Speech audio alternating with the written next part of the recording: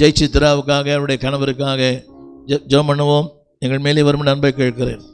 சகோதரர் நல்ல ஒரு ஆராதனை நடத்தினார்.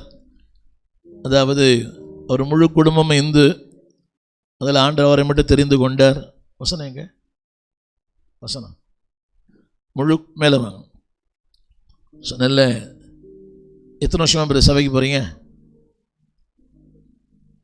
12 வருஷம். பரவாயில்ல, சின்ன வயசுல போயிட்டீங்க போல இல்லை? மேலே வாங்க. ஸோ ஆண்டவர் அதாவது தாயும் தகப்பனும் இந்து, சின்ன வயதிலே கர்த்தரை அறிந்தார். என்னங்க? தாயும் தகப்பனும் இந்து, ஆனால் சின்ன வயசுலே கர்த்தரை அறிந்து ஆண்டவரை பின்பற்றி அவருடைய திருமணத்தில் எத்தனை எதிர்ப்புகள் வந்திருக்கும்னு சொல்லி யோசித்து பாருங்க. அது எனக்கு தெரியும். நான் 17 வயசில் ஆண்டுகிட்ட வந்தேன். 30 வயசு வரைக்கும் போராட்டம் தான். ஆனால் அதுலேயும் அதை கடந்து வந்து நாளில் ஆண்டவருக்காக வாழ வேணும் என்கிற அந்த உறுதியை கற்று தந்தார். உண்மை உறுதியாய் பற்றி கொண்ட மனதை உடையவர்கள் உண்மையே நம்பியிருக்கிறபடியினாலே அவளை பூரண சமாதானம் நடத்துவார். ஆனால் அந்த உறுதியில் பல நேரங்களில் ஒரு இடைவெளி வருது. அந்த உறுதியாக இருக்கிறோம், ஆனால் ஏதோ ஒன்று அந்த உறுதியை கெடுத்து விடுகிறது. பண்ணால் என்ன, பார்த்தா என்ன, மன்னிப்பு வாங்கிக்கலாம், மன்னிச்சிருவார் ஆண்டவர். இல்லை, நான் பார்த்த அளவுக்கு அப்படி இருந்து ஆண்டோட மறுதளிச்சு போனவங்க வாழ்க்கையில் பிரகாசமாகவே இல்லை. சொல்லட்டுமா? ஆண்டவரோடு இருந்து சின்ன சின்ன காரியங்களுக்காக, திருமணங்களுக்காக, வேலைக்காக கர்த்தரை விட்டு போனவங்க திரும்ப அவங்களால பிரகாசிக்கவே முடியல. அவங்க வாழ்க்கையும் சிறப்பாக இல்லை. பலரை சொல்ல முடியும், எத்தனையோ பேரை பார்த்துட்டேன். ஆனால் அந்த உறுதி, உங்கள் எல்லாரும் சொல்ல விரும்புகிறேன், உறுதியாக இருங்க. ஆண்டவர் நினைப்பதற்கும் வேண்டிக் கொள்வதற்கும் அதிகமாய் கர்த்தர் செய்வார். ஏன்னா அங்கே உறுதியை கர்த்தர் பார்க்குறார். இந்த துன்பத்தின் பாதையில், நெருக்கத்தின் பாதையில், ஏளனத்தின் பாதையில், பரியாசத்தின் பாதையில் அந்த உறுதியை கர்த்தர் பார்க்குறார். அந்த உறுதியை பார்க்கும்போது நினைப்பதற்கும் வேண்டிக் கொள்வதற்கும் அதிகமாய் கர்த்தர் செய்வார். கரங்களை உயர்த்தி ஆமேன்னு சொல்ல மாட்டீங்களா? பிரதர், உங்களை மாதிரி தான் நான் இருந்தேன்.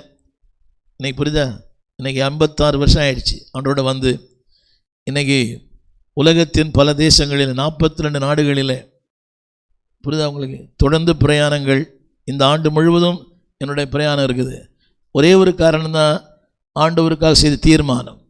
அந்த தீர்மானம், இன்றைய தீர்மானம் நாளைய வரலாறு.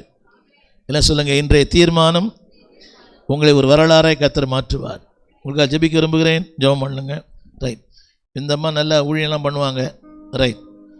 அங்கே போய் என் பேரை நல்லா நாட்டணும். ரைட். கரங்களை உயர்த்தி, நல்ல தகப்பனே, உலகை தோற்றுறது முன்னமே இந்த பிள்ளைகளை முன்குறித்தீர், உடைய வாழ்க்கையை முன்குறித்தீர், உடைய இணைப்பை நீர் முன்குறித்தீர். ஆண்டவரே, தாய் உருவாக முன்னமே எங்கள் எலும்புகளை உங்களுடைய கண்கள் கண்டது. ஆண்டவரே, உடைய பிள்ளைகளை ஆஸ்வதிப்பீராக. அந்த வெறும் உலக இன்பங்களுக்காக மாத்திரமல்ல, உடைய குடும்ப வாழ்க்கையினால் திருச்சபை கட்டப்படணும், தேசங்கள் கட்டப்படணும். சபையில் ஒரு பார்வையாளராய் அல்ல, ஒரு பங்குதாரராய் இவர்களால் அந்த திருச்சபை ஆஸ்வதிக்கப்படணும். திருச்சபையிலே ஆஸ்வதிக்கப்பட்ட ஒரு பாத்திரவான்களாக இருக்கணும். அப்பா, ஒரு ஆக்கில்லா பிரிஸ்கில்லாலை போல ஊழியத்திற்காய் ஆண்டவரே நிற்கிற பிள்ளைகளாய் மாற்றும். உடைய அன்பின் கரங்களில் தாழ்த்தி ஒப்பு கொடுக்கிறோம்.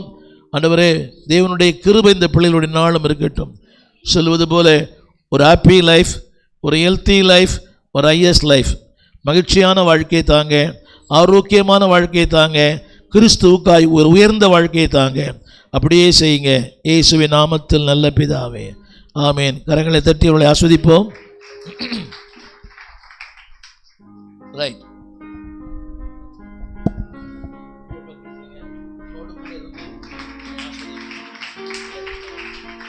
தேங்க்யூ. சண்டே ஸ்கூல் பிள்ளை எல்லாரும் சண்டே ஸ்கூல் போக முடியாது.